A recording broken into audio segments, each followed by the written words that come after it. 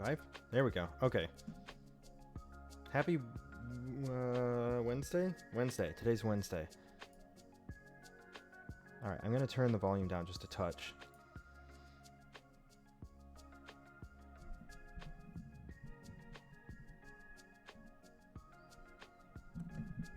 Alright.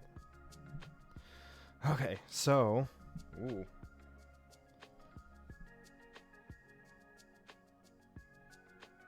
Okay.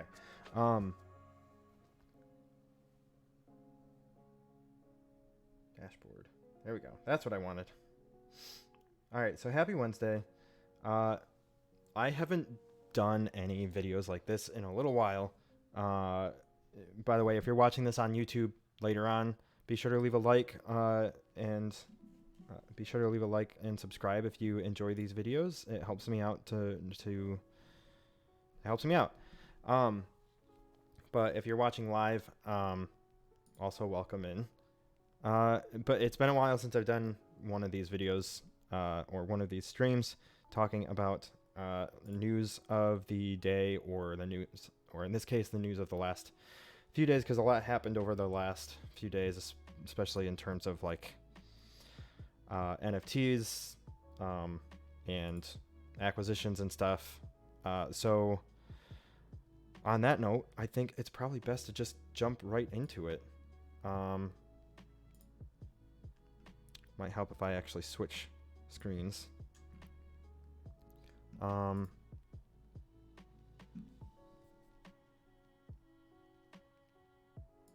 right. Sorry. I thought I was gonna sneeze. Oh my god, it has been a long, very busy day for me. Okay, so trying to see stories that I wanted to go over. I guess we'll start with this. Let me just switch over to the screen. Whoops. There we go.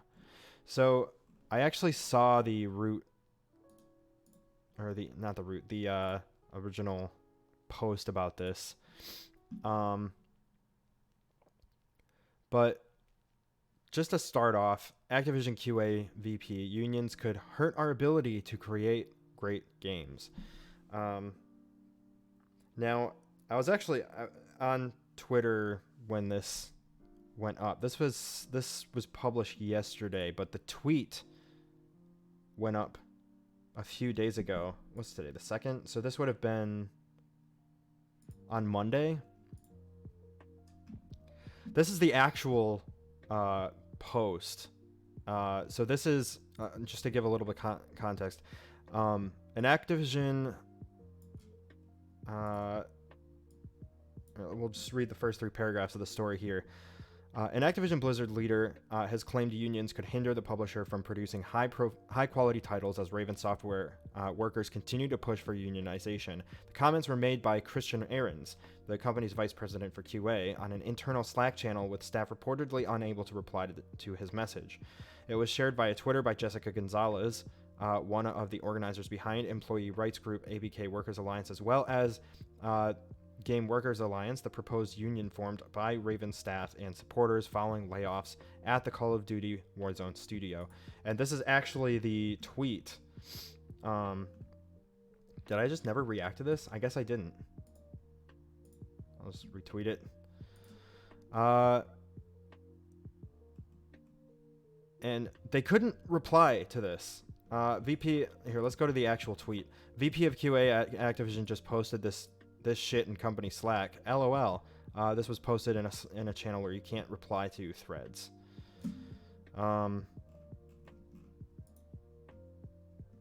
And you can see the whole tweet. And I'll write it down to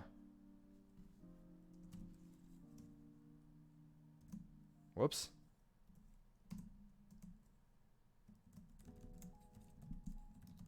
Just goes tweet.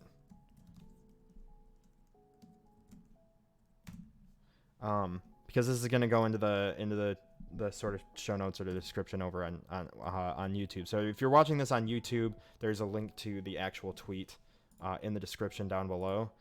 But this is the actual channel message with a bunch of, I guess it was a Q&A. Aarons began his message by stressing that Activision Blizzard, quote, respects employees and all NLRA rights to have these discussions about potential unionization and supports your right to do so, before offering an update on the current situation in the form of Q&A. Said, hey everyone, I wanted to give everyone below information. First, I cannot stress this enough. The company respects employees and all. Yeah. But all of the questions are on here. But the article kind of covers the gist of it. But if you want to read the actual, message that was in the Slack channel, you can see it here.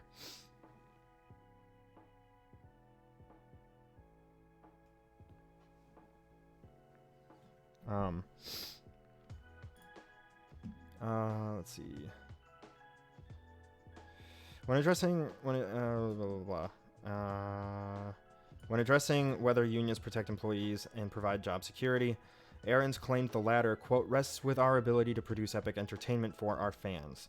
A union doesn't do anything to help us produce world-class games, and the bargaining process is not typically quick, often reduces flexibility, and can be adversarial and lead to negative publicity.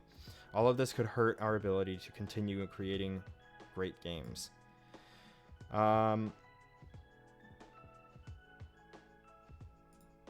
Even though you may have signed a union authorization card, you are not obligated to vote for the union.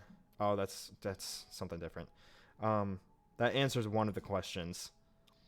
I filled out the union's form online. All of the questions are answered there, like I said. But what I took away from all of this was he kept dodging basically any of these concerns, dodging all of these questions, and trying to just a bunch of union busting shit. Yeah, a union doesn't do anything to help us produce world-class games. Like, that's not what the point of the union is to prevent, at least in this union in particular, is to prevent shit like what's going on at Raven from happening, where they all got laid off even though they were promised full-time jobs. Prevent them from being fired for stupid shit like that. I just kind of lost my train of thought. To prevent them from being let go like that, as well as being exploited. It's not about how it helps create great games, even though it probably is going to help them make better. It's going to help them make good games by having workers respected and taken care of, and not worrying about what are they going to do to pay their rent. So that they're paid better and have, secured positions, essentially, is my understanding. Comparing the process of bargaining with a union and employees having a direct relationship with their management, he claimed the former, quote, often takes months or years to come to a collective bargaining agreement, unquote, while a company can reach an agreement and make changes more swiftly if dealing with its staff directly. Well, it hasn't been doing very well with that, obviously, considering all the Activision Blizzard news over the last, year and a half now? Shortly after the protests at Raven began, union authorization cards were passed around workers in order to gather more support. Reports suggested Activision Blizzard discouraged employees from signing these, and Aaron's comments seem to be in line with this. He wrote, even though you may have signed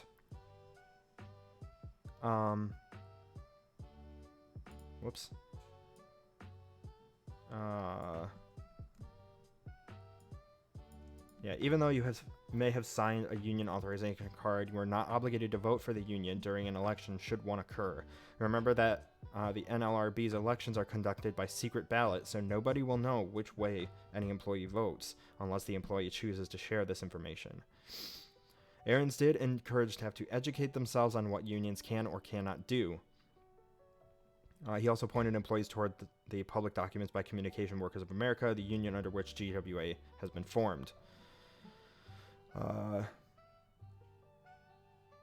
Activision has also been accused of hindering unionization efforts by restructuring Raven, embedding QA workers, which we talked about this in a previous video, I think sometime last week. It just sounds like more of the same shit, like just trying to bust the union and prevent them from happening. Like constantly just saying that, oh yeah, we respect your here, I'm gonna switch cameras real quick. You know, we respect your decision on whether to form a union or not, but we're essentially going to do and say anything we can to convince you not to. Why? Because then Activision Blizzard can't control you as easily.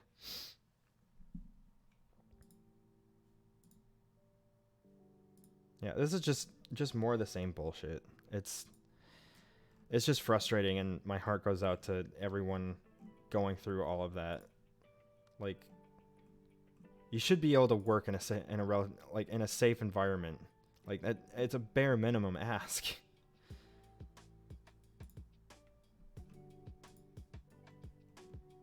Anyway, let's see. That's pretty much it on that. Another thing happened, pretty big happened over the last few days. I don't remember if it was on Monday. Trying to see who broke the original story. I think it was Games Industry. This was from Monday. Yeah, it was on Monday. So let's switch back to the stories here. Sony buying Bungie for $3.6 billion. This is Brendan Sinclair over at gamesindustry.biz. Once again, a link to the article is going to be in the description over on YouTube when this goes up later tonight. Sony Interactive Entertainment today announced a deal to acquire Bungie for $3.6 billion, the latest in a string of big-ticket consolidation deals in the games industry. After the deal closes, Bungie will be, quote, an independent subsidiary of Sony Interactive Entertainment run by a board of directors consisting of current CEO and chairman Pete Parsons and the rest of the studio's current management team. Sony has said Bungie will remain a multi-platform studio with the option to, quote, to self-publish and reach players wherever they choose to play. At present, the studio is working on maintaining Destiny 2. The gist of this, let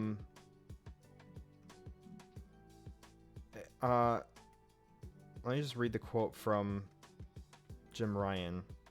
We've had a strong partnership with Bungie since the inception of the Destiny franchise, and I couldn't be more thrilled to officially welcome the studio to the PlayStation family.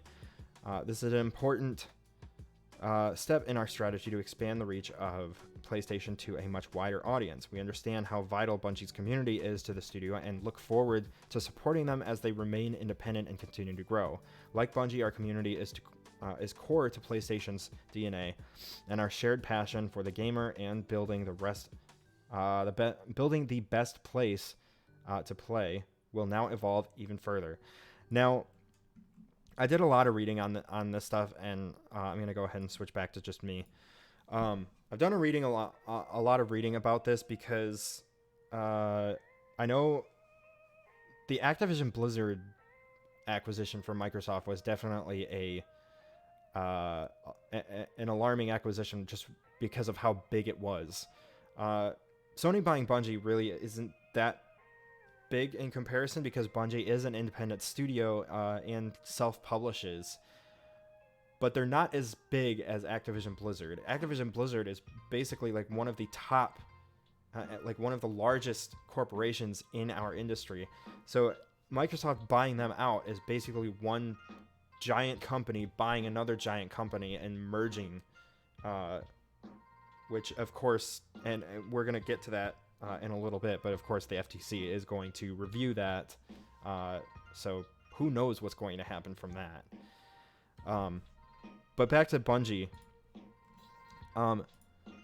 The thing to point out here is that they are an independent subsidiary. Bungie,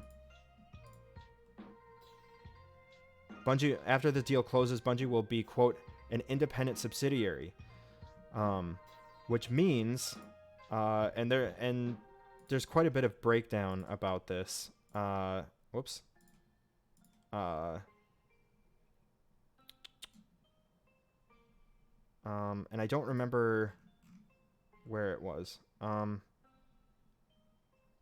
Let's see. Yes, here it is.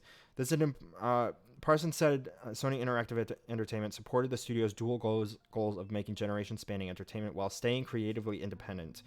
Both Bungie and Sony Interactive Entertainment believe that game worlds are only the beginning of what our IP will become. Our original universes have immense potential, and with Sony Interactive Entertainment support, we will propel Bungie into becoming a global multimedia entertainment company dedicated to delivering on our creative vision. So, it doesn't actually say it in here. I guess they do have an interview. They link an interview with Jim Ryan and Pete Parsons about this. But I think one of the things that I was reading earlier about this, I don't remember where I read it. Was it at GameSpot?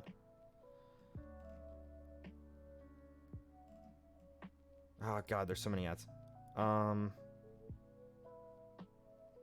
This is kind of going over the same stuff. Okay, here we go. So this is from Eddie McCooch. Sorry, I'm mispronouncing your name, I'm sure. Let's see.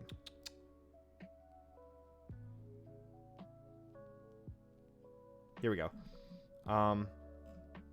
Bungie will continue to release multi-platform games going forward, and the company will have the option to self-publish and reach players wherever they choose to play. Wait, was that in here?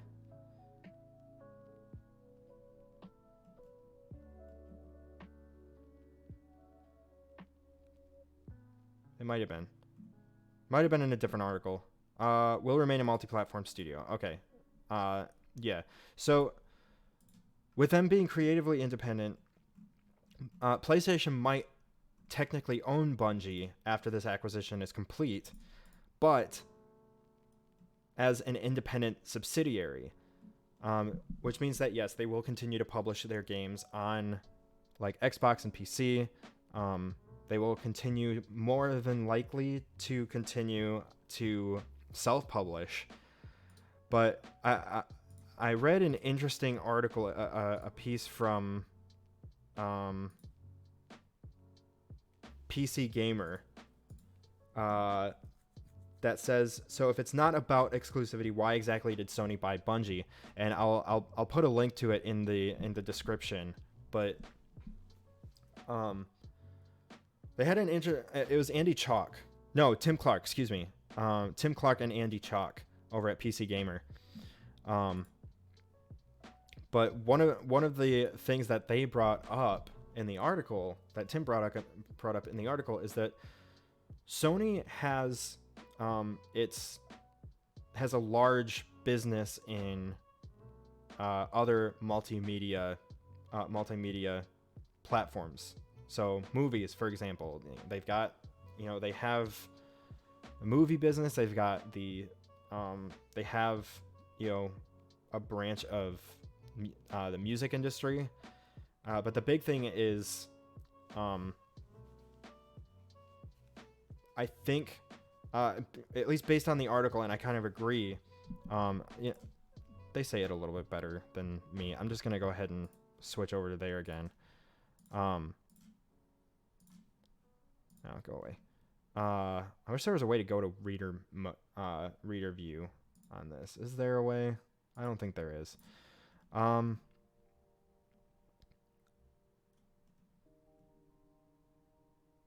Here we go.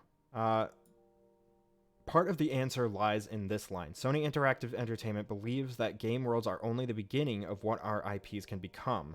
The calculus here becomes relatively simple. Sony is a multimedia behemoth that owns a massive movie studio, unlike Microsoft, but has yet to make a substantial streaming play. Bungie is the creator of one of the most popular sci-fi universes in the world, which is absolutely ripe to make the jump into other mediums. The content math checks out.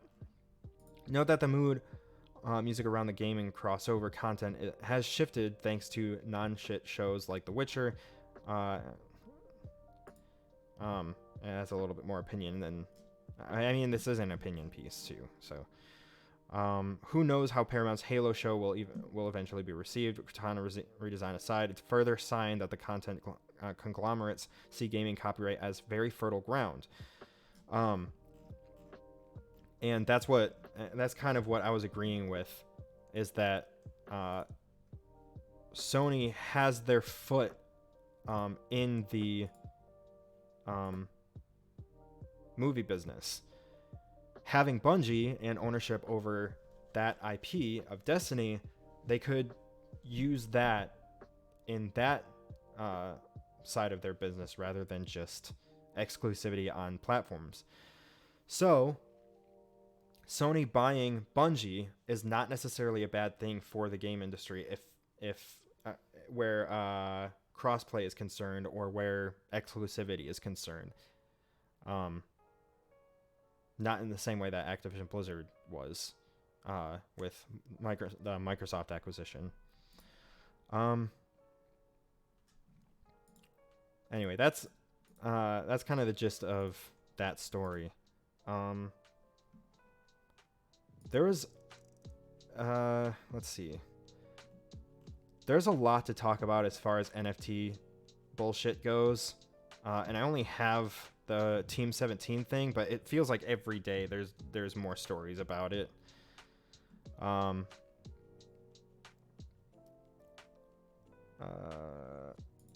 gonna pull up the Game Informer article about this. This is from Marcus Stewart over there.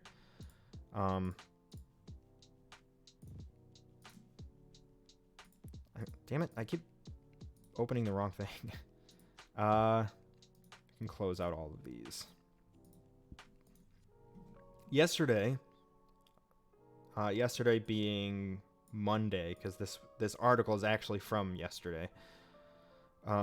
Yesterday, meaning January 31st, publisher Team 17 announced the MetaWorms NFT project. Basically, the plan was to create NFTs based on its popular Worms license with the help of NFT maker Reality Gaming Group. Team 17 billed these NFTs as environmentally friendly because they were a, quote, sidechain of Ethereum and produced using RGG's carbon-neutral servers. Team 17 even had plans to donate a portion of the revenue earned from NFT sales to global sustainability firms Coins for a Planet and its Refeed Farms initiative, which promotes using worm beds as a cleaner method to process waste. The NFTs themselves were, of course, just various images of Worms characters, which you can see in the header up above, which I don't know. Okay, here's the thing. I don't understand why you can't just release collectibles. Like this looks totally fine. Why does it have to be an NFT? Just release like little collectibles like Amiibo or some shit. Like,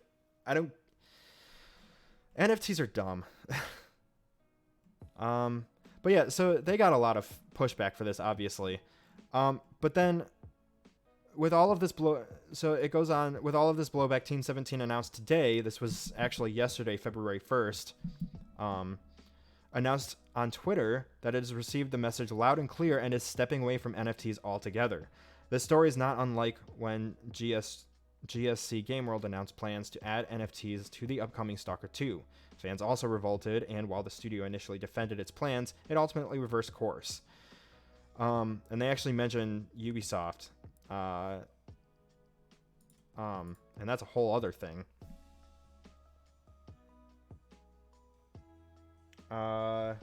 Jesus in chat says it's because NFTs are hot, and people think they can make a bunch of money if they make NFTs tied to their shit. Yeah, pretty much. It's just it's nothing more than a buzzword. And investors like hearing about it, I guess. But I don't actually have it in the news stories for today. But Grant Kirkhope, which if you guys are familiar with Grant Kirkhope, he wrote the music to Banjo-Kazooie, Donkey Kong 64. All right. But apparently there is a site.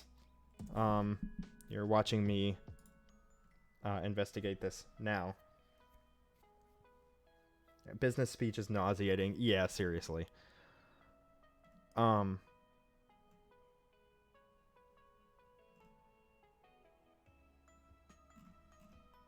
There's a whole thread about this.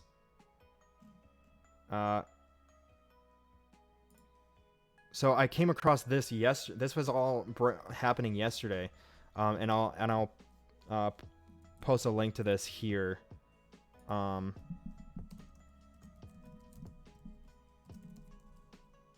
So if you're watching this on YouTube, you're actually watching me type this directly. But if you're watching this on YouTube, you can find this link down below in the description. But yeah, he tweets, "What the fuck is going on here? Is this fucker trying to NFT my stuff?" And if you go to the website, it actually... Oh, it's gone. Well... So much for that. So, I'll just break down what... All right. I'll, see, using Word documents. Yeah. It'll be in the description later. Yeah, I guess I should have screenshotted it, because it's gone now. Let me see if we can find this here.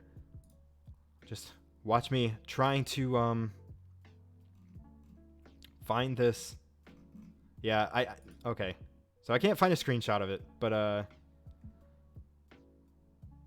here's this.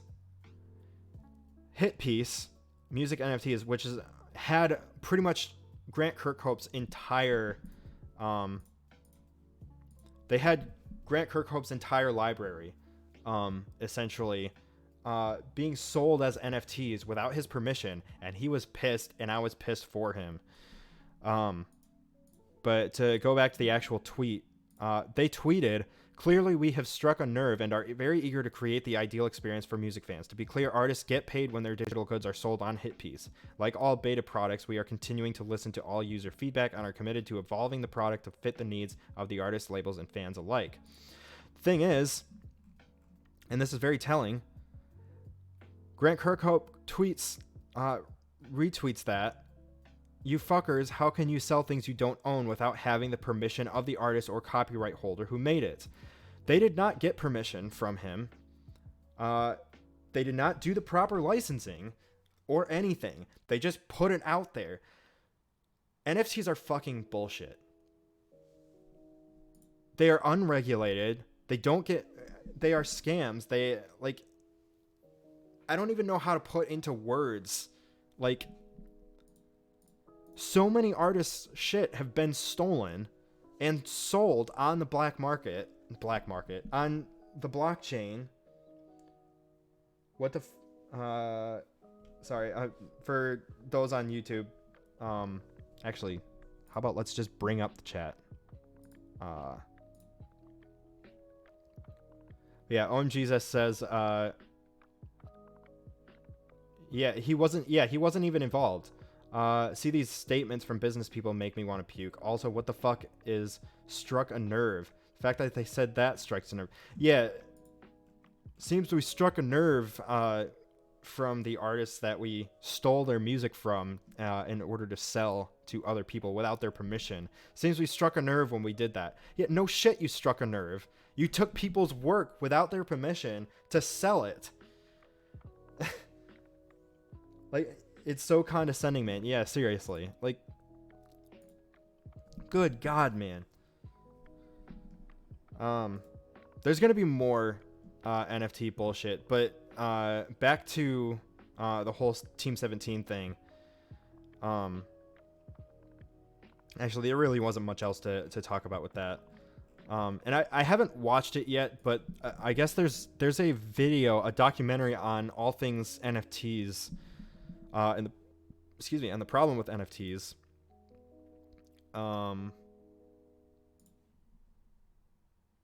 Line goes up, the problem with NFTs. It is a 2 hour and 18-minute documentary on it. I've yet to watch it, but it's by Folding Ideas. So I recommend watching it, probably. I haven't actually watched it, so take that with a grain of salt. But I do plan on watching it. I just haven't really had time. But anyway. NFTs are bullshit. They are scams. And it hurts artists more than anything. If someone linked me that recently, I need to start that up. Yeah, that's one I need to watch. And I would recommend it, but I don't want to actually recommend something that I haven't watched myself, just because if it turns out to be... I don't imagine it is, but, you know, you never know. It's why you don't... That's why I don't typically raid other streamers that I don't know, because for all I know, I could be raiding someone who's a white supremacist or some shit. And that would reflect poorly on me. Anyway. Yeah,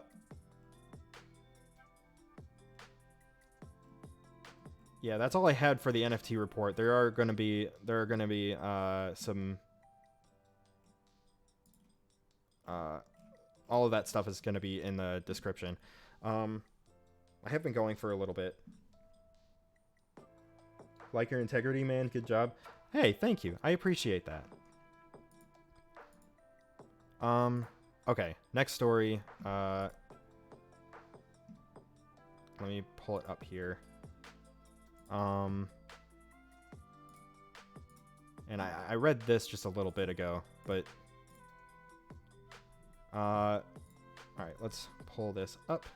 Yeah, accept. So, report: the FTC will be reviewing Microsoft's mammoth Activision Blizzard deal, which I figured would probably happen just because of the sheer size of that acquisition.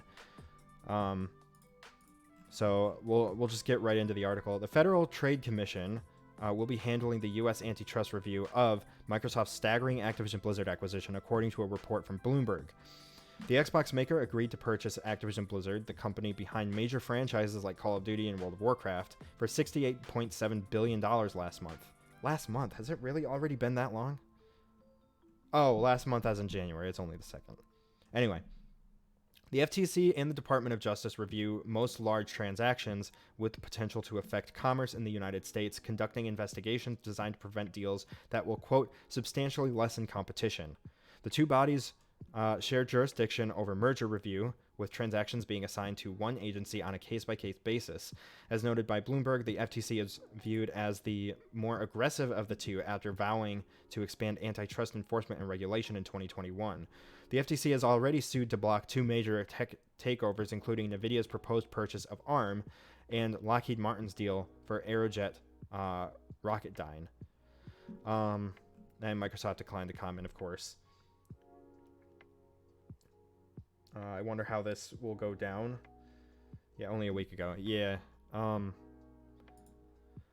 curious to see how this will go down. The thing is the NVIDIA purchasing ARM, and I actually brought up the article here. Bloomberg News is reporting that the $40 billion $40 billion acquisition is falling apart, a collapse driven by regulatory scrutiny over the deal. NVIDIA is purportedly set to lose $1.25 billion on the failed business move.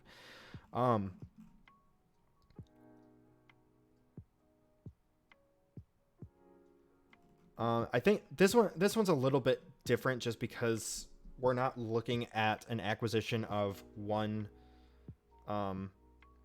big conglomerate of game publishing and developers, but something a little bit more, I imagine an industry that's a little bit more, what's the word I'm looking for? A little bit more, just a little bit smaller and a little bit less diverse and competitive. So an acquisition, even though it's a smaller acquisition, might be a much bigger deal than the Activision Blizzard acquisition. Just because the games industry, even though that is a very big purchase, is much more, I guess software based. This is more, and then this one's a little bit more hardware based, which is a little bit smaller. It looks like NVIDIA's purchase of semiconductor and software design company ARM. So they're a semiconductor and software design company, which I imagine would hurt competition quite a bit in comparison to what the Microsoft acquisition of Activision Blizzard was. But either way, it's not exactly surprising that that's being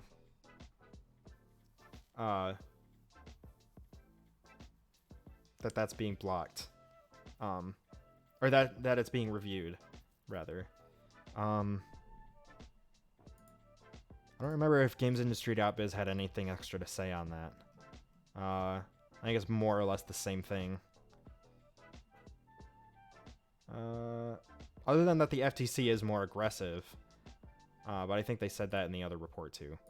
So there's really not much else to say about that. I think the FTC would definitely block Microsoft acquiring Sony, for instance. They are the main competition. Just a guess, though. Yeah, even though Microsoft doesn't themselves, at least from a public standpoint, don't see Sony as as their major competitor, and instead, like, who was it? Amazon, Google, and the larger tech companies. But when it comes to the console business and first party games business, they are 100% a competitor. So yeah, if Microsoft were to try to buy out Sony, it would immediately get blocked. There's no way that would be allowed. That's just Microsoft's internal message on the matter, Yeah. Yeah, 100%. I'm very interested to follow this story because I knew it was probably only a matter of time before at least the FTC, at least it would be brought up as a concern. But yeah, I'm interested to see where this actually leads. I don't think I really had anything else to say on that. Other news that I had, overall, I'd say this is a good thing. Proves the FTC does stuff. Proves the FTC does stuff. Yeah, more or less. At least it proved that the FTC doesn't do its job.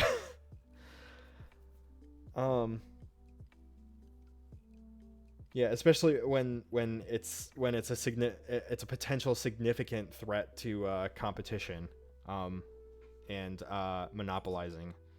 And I did bring up the Bungie thing. The Bungie buyout, after reading more and more about it, I don't think it's worrying at all, Sony buying Bungie, because Bungie's going to, because we were talking about this earlier, I don't think you were in the chat for it, but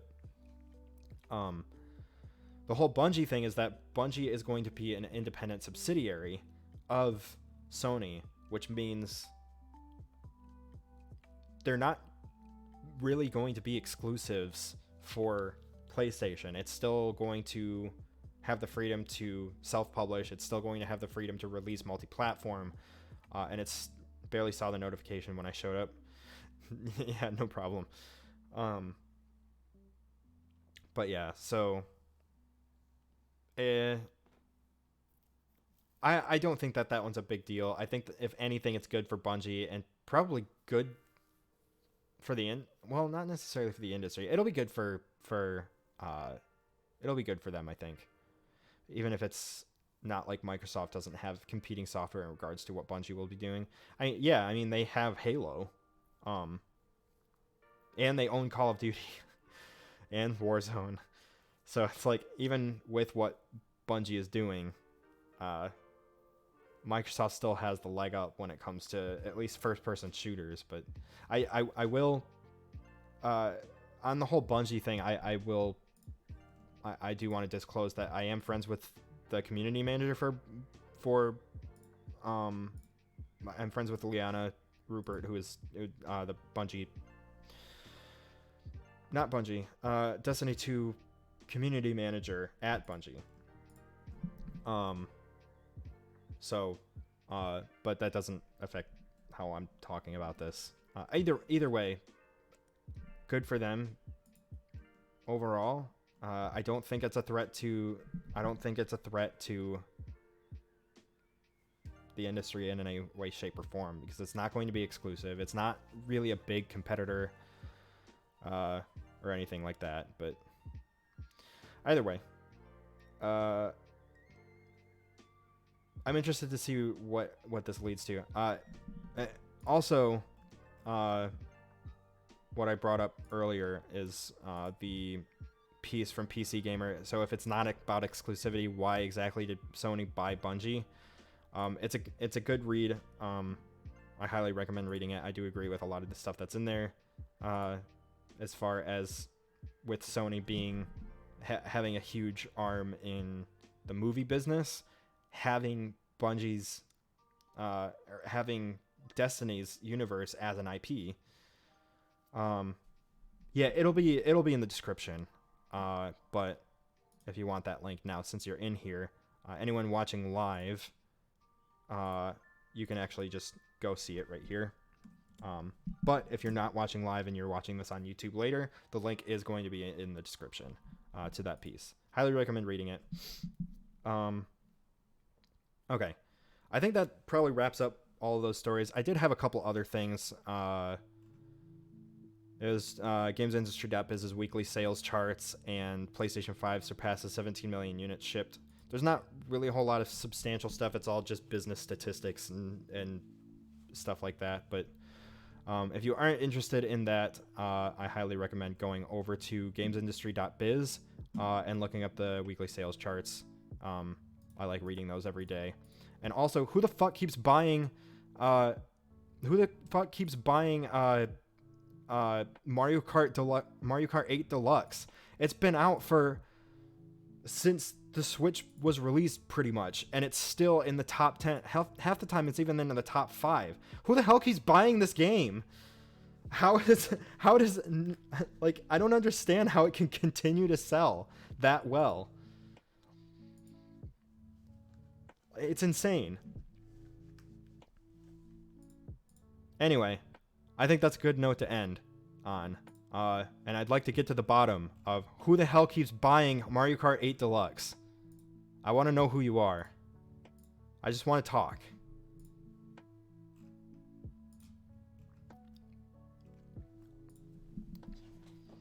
Anyway, I think that'll wrap up for this.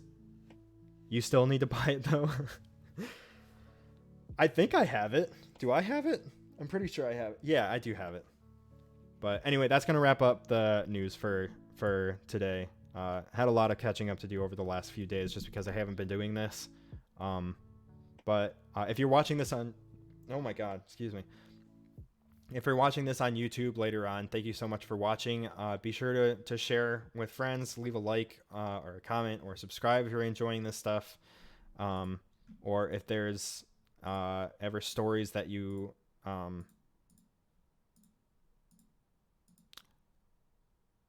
Totally just lost my train of thought. If there's ever stories that you want me to bring up or talk about, be sure to comment on this video. I try to do this relatively regularly, but If there's ever a story that you want talked about or you want to chat about on the video, or my opinion on whatever, let me know in those comments. Thanks so much for watching, and we'll see you in the next one.